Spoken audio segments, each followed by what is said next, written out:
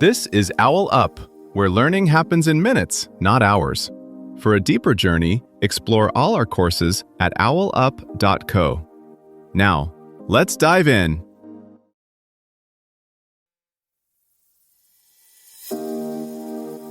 Welcome back to Chapter 2 of Blockchain Unpacked, where we're diving deep into the fascinating world of blocks and chains.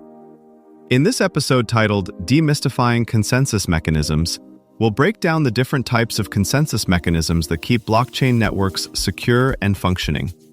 So, get ready to unravel the complexities behind how these systems agree on what's valid. Let's dive in. Some of the most valuable assets on Earth now live on databases where no one's officially in charge. In one scenario, miners race to solve puzzles. In another, stakers quietly vote on truth. How do thousands of strangers reliably agree on a single history? In traditional finance, we know who's in charge: a central bank, a clearinghouse, a regulator with an office and a logo. In blockchains, coordination comes from something stranger: carefully engineered incentives that make following the rules the most profitable option, even for anonymous participants who might never meet. This is the job of consensus mechanisms. They decide which proposed blocks get accepted, who gets to propose them, and how the system reacts when someone misbehaves. Bitcoin burns vast amounts of electricity to keep attackers at bay. Ethereum asks validators to lock up capital that can be slashed. Cosmos chains trade raw robustness for speed, while enterprise systems like Hyperledger Fabric prioritize throughput and governance over openness. It's less a single algorithm and more a spectrum of designs, each optimized for a different definition of secure enough. Some chains treat consensus like a marathon. Others treat it like a tightly choreographed dance. Bitcoin favors slow, stubborn progress that's extremely hard to derail. Ethereum balances speed and decentralization by rotating thousands of participants through committees. Cosmos systems focus on near-instant agreement, accepting stricter assumptions about who's at the table. Meanwhile, enterprise setups such as Hyperledger Fabric assume known, vetted organizations so they can aggressively optimize for throughput, audits, and governance workflows that resemble contract negotiations more than open participation.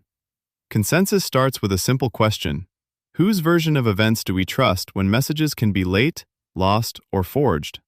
The hard part isn't getting honest nodes to agree. It's staying coherent when some participants lie, collude, or go offline at awkward moments. Designers formalize this as three tensions: safety, never finalize two conflicting states; liveness, the system keeps making progress; and decentralization, no small group can quietly take over. Every major protocol picks a different point in this triangle. Proof of work leans on raw, observable effort. If you can consistently outcompute everyone else, you can try to rewrite recent blocks. So security scales with aggregate hash rate and the economic cost of sustaining it. That's why large POW chains talk about deep reorgs as practically impossible. The expense of mounting such an attack usually outweighs any rational gain. Proof of stake shifts the scarce resource from electricity to capital at risk. Instead of winning by expending energy, participants win by locking value that can be partially destroyed for protocol violations.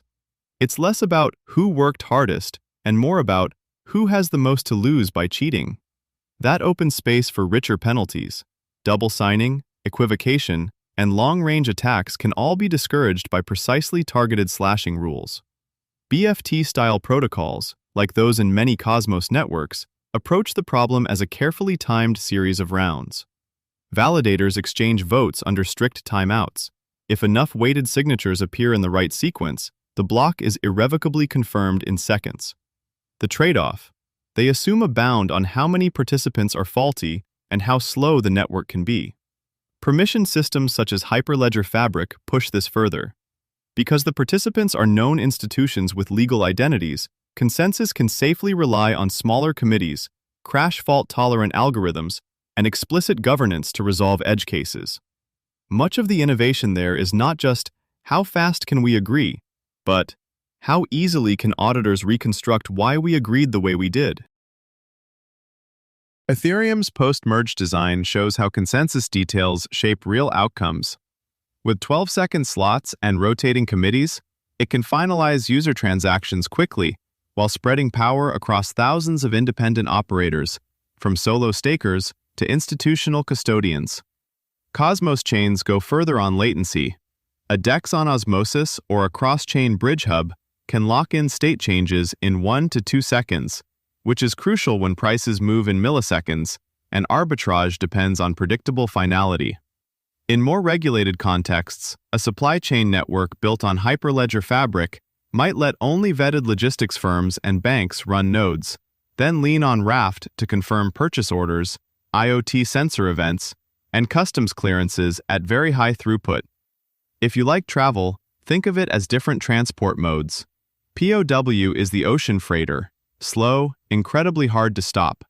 BFT-style systems are high-speed rail, fast, precisely scheduled, but running on curated tracks. Consensus is quietly turning into an invisible utility layer. As modular designs mature, you might pick security like you pick cloud regions, ultra-secure but pricey for settlement, lighter and cheaper for experiments. Zero-knowledge proofs hint at sync-light devices that trust outcomes without replaying everything, useful for phones and sensors.